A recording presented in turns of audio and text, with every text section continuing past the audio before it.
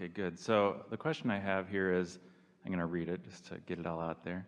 So many spiritual teachers guide us toward awakening to our true nature, known as enlightenment. Those who have achieved this... And that's what we're referring to as the receiving mode. Right, right. And so a lot... And enlightenment is not like a college degree where once you get it, you hang it on the wall and it's yours forevermore. It either is or it isn't in this moment. In other words, you're either allowing who you are or you're not. So enlightenment is a current state of being. It's not ever anything that you can just be. Don't let anybody ever give you a certificate of enlightenment. Hand it right back to them and say, this is an ongoing process. Yeah, it can only occur in the now, right? And to prove it, just punch them when you give it back to them. Good. So those who have described achieving at least this state on a consistent basis, so obviously it's not a college degree. Instead of calling it a state of enlightenment, let's call it understanding of the laws of the universe and a deliberate interest in applying myself in successful ways. Let's not try to define ourselves or anyone else as enlightened or not enlightened.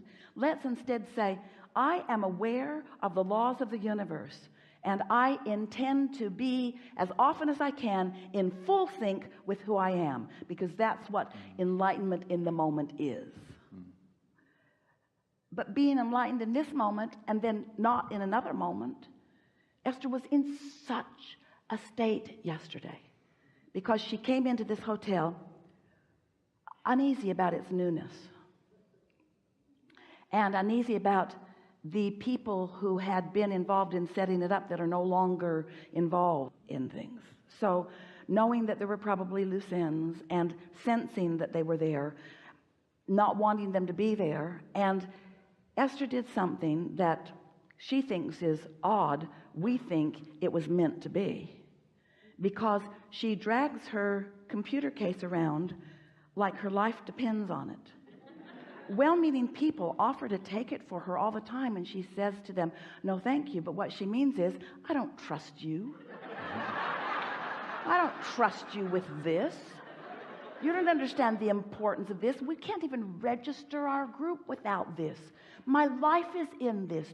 Don't ask me to turn over something that matters this much to me. So she's been walking around for a really long time.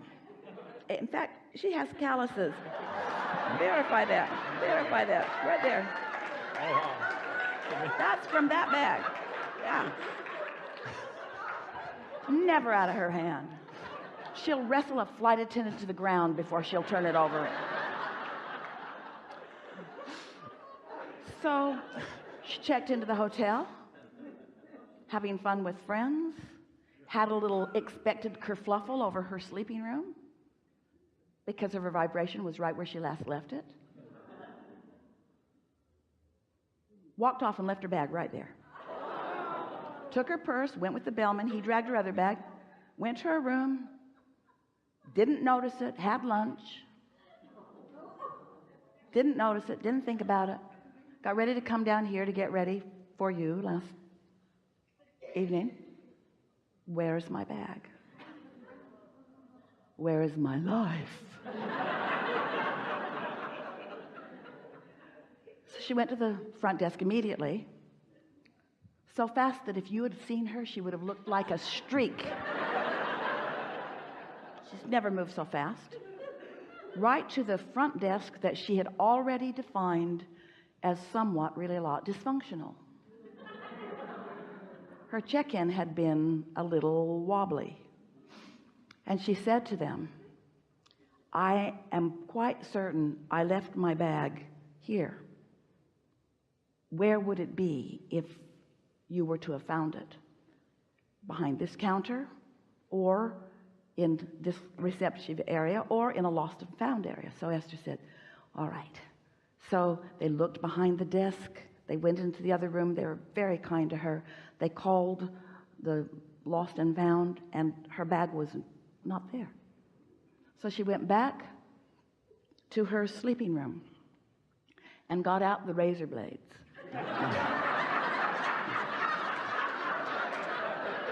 Why go on? Everything that matters to me is lost. And then, even amidst all of that, she called her friend, who she has another opinion about. This is a person who is the most effective in the moment, make anything happen that needs to be happened person that she has ever met in her entire life. She called him, and in 5 minutes he had her bag. It was there, they just couldn't find it. It was right there. There was just such a wave of panic. Esther had been spewing a mist of lost bag that was so thick. The fog was so thick. The lost bag fog was so thick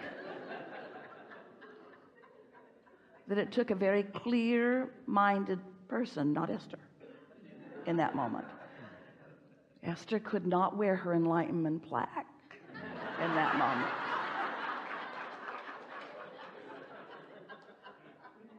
So what I'm curious about is, so people who either say that they're consistently in that state or in the moment experience that sense of enlightenment often describe it Yes. as recognizing yourself as awareness itself, unconditioned consciousness. Well, that's a good way of saying it, because you're in sync and in the receptive mode of Source, who has a broader view. Esther, in only 3 occasions in all of the time that we've been interacting with her, has she so clearly put herself out of the receptive mode. Not so far that she didn't know who to call, but so far that she was useless to herself in that moment. So the receptive mode, that's what we mean. You either are in it or you're not in the moment. And of course, the more things are always working out for you. In other words, Esther had that underlying thing. She was saying those words to herself, but she certainly wasn't feeling it. Never has she been more keenly aware. Her friend said, so what's this all about? And Esther said, well, the first thing that comes to my mind is the first thing she received, the first idea that she received, because now she's calm, she's back in the receptive mode. The first thing that she received is nothing should matter that much. No thing should matter that much. They're not in this day and age of technology. In other words, no thing should matter that much. Esther says we have plan A, B, C, D, and E in place relative to all things, because it is our powerful intention to provide a smooth, wonderful experience for those that we co-create with. But she didn't have plan B in place for that. Everything important to her is in one place. So she launched some big-time rockets of desires, didn't she? Some big-time clarity came out of that. This is the thing. We want you to never again, we're saying to Esther, we want you to never be a slave to conditions.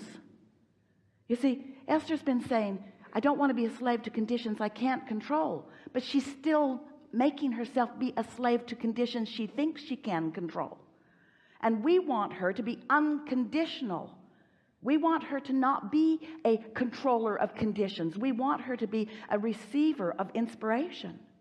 And so you can move through the most dysfunctional of environments with people who aren't clear-minded, who aren't doing what they usually do or what you want them to do or what you've asked them to do or what they usually do. You can be in a sea of dysfunction like Esther's friend was. He walked into a sea of dysfunction. He could hear it in her voice. He said it on the back to her later. He could hear it. He walked into a sea of dysfunction but stood steady in it, you see. So that's really what you're reaching for. You want to practice it enough that no matter what, you're in vibrational alignment with who you are. And so what if you're not? What is the worst case scenario really? Don't make Esther think about that. But what is the worst case scenario? In other words, inconvenience, maybe time lost, maybe redefining. We've been telling a story frequently about a woman who lost her portfolio on her way across the country to interview for new jobs. She was an artist and had all of her beautiful samples of what she had been doing over the years. And someone broke into her car and stole it on the way. And she was devastated, feeling like Esther was feeling in the losing of her computer. Microphones, recorders, all the things that mattered. So we said to this woman, what's there doesn't represent who you are anyway. You hold so tightly to what you have or what you believe that you are that often you don't allow yourself the evolution into something that really is a better answer to who you now are. We said to her, that stuff that you painted all those years ago does not even begin to reflect who you are.